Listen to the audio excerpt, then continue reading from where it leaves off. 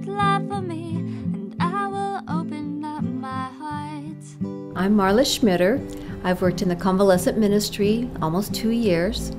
Hi, I'm Gail Crossan, and I've been in the Morningstar Convalescent ministry for probably about 5 years. I lost count somewhere along the way.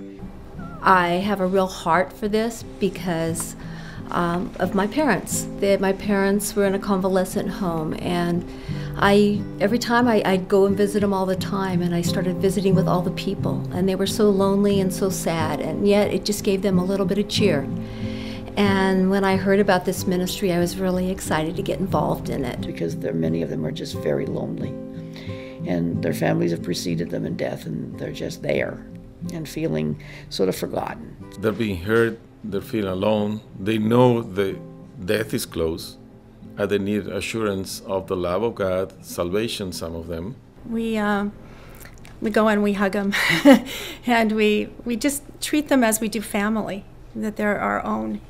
So my husband and the girls and myself are serving in the convalescent ministry because we wanted to make sure that our children saw the love that we were saying to them. We want to be an example to them. And we start singing to them, and they just like the song so much that they start singing along with us. We try to look up the old hymns that many of these people grew up with, and that's a lot of fun for us too. We do it with ukuleles and guitars. They call us the ukulele unit. Sometimes they want to join in and sing because they love those songs about Jesus. We also like to ask if we can pray for something that's happening in their lives. So I went over to her and I said, "Can I pray with you?" And she said, "Yes." And I was just like, oh, floored. This was awesome.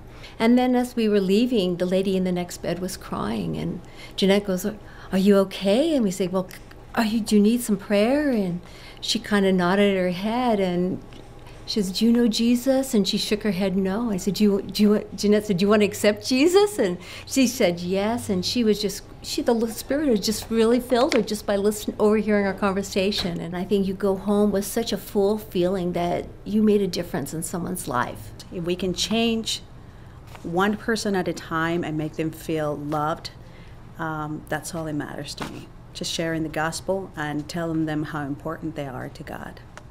It's not for everybody, no ministry is.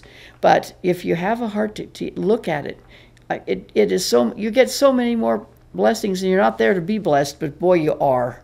I've had people ask me about this ministry, and they said, "Oh, I never could do that. I just wouldn't know what to say." And for most of these people, they just really need an ear and a friend. And as you start to talk to them, the Lord gives you the scriptures, and He opens the doors. It's not you, it's the Spirit. And there's no reason to be afraid. I want to encourage anyone who's there on that cusp of thinking about it, go for it, because you'll be so blessed.